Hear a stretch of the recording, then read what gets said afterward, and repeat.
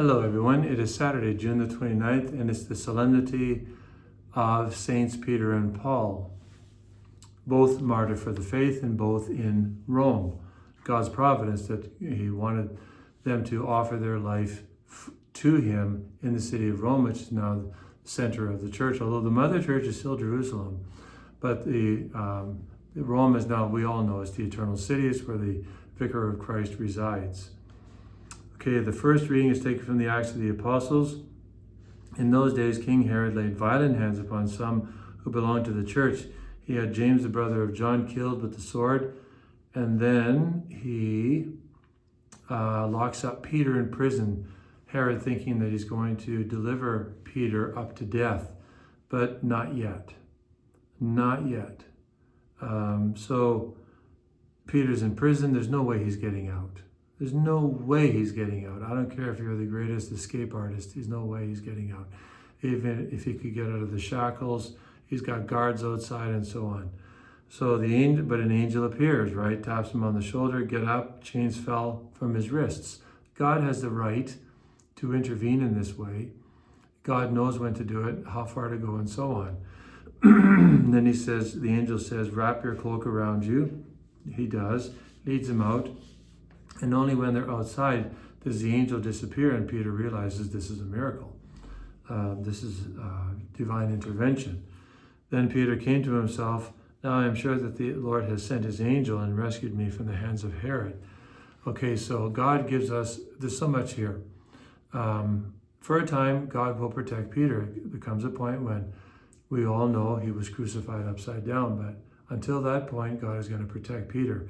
Peter, at the same time, is not going to put himself in the occasion of danger or sin, obviously, but if he's captured, he's captured. In this case, God will rescue him. There'll come a time when God won't rescue him. At least from this life, he'll actually bring him into eternal life. Each one of us has a guardian angel, remember that, right? And that angel is tasked in ministering spirits, Hebrews 1:14, to guard us, to guide us all our way to eternal life, to get us into heaven, all right? So that's the task of our angel, and we should call upon our angel frequently to help us. Okay, over to the second reading, 2 Timothy chapter 4. This is Paul's time. Let's see, the first reading is about Peter, second reading is about Paul. I am already being poured out as a libation, and the time for my departure has come. He knows this is meaning his death, right? He has no illusions about what's going to happen to him. I have fought the good fight, I have finished the race, I have kept the faith. From now on there is reserved for me the crown of righteousness, which the Lord, the righteous judge, will give me on that day, and will not only to me, but also to all who have longed for his coming. The Lord stood by me and gave me strength so that through me the message might be fully proclaimed and all the Gentiles might hear it. This is a magnificent, I don't know if this was chronologically in the last days of Paul. He may have thought he was going to be martyred and he wasn't yet, or he thought he was and he actually was. But the point is, these are marvelous words that all of us should reflect on.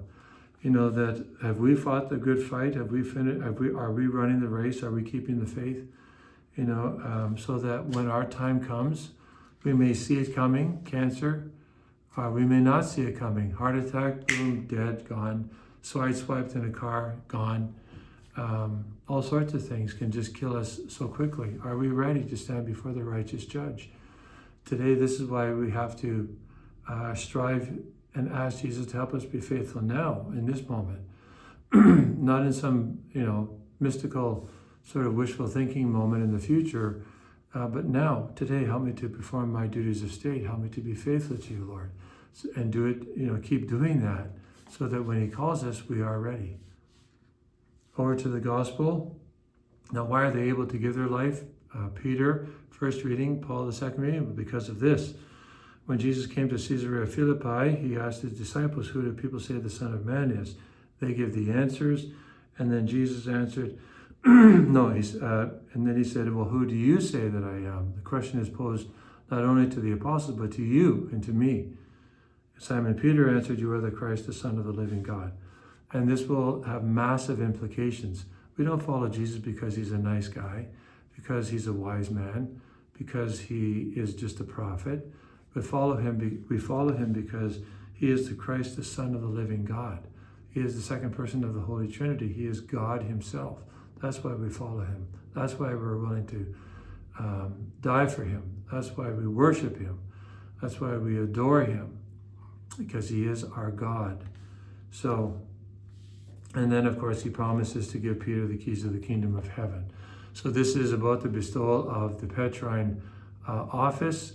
It has nothing to do with Peter's worthiness, but rather God's choice, his selection of Peter for his own reasons. And all those who would succeed Peter, they occupy the chair of Peter. Very much, it's not their own. That's why popes probably will be held to the greatest of all judgments, because they're tasked with guiding the entire church. So what they do has incredible ramifications for good or for bad. And so it's our task as disciples of Jesus to pray a lot for the Holy Father, to pray a lot for the Pope, to love the Pope. It doesn't matter if you like him or not, so what? But to love him, to will his good, to pray for him, to offer mortifications for him, to not speak badly about him. God will take care of the Pope, and he has his advisors and so on, whoever the Pope may be.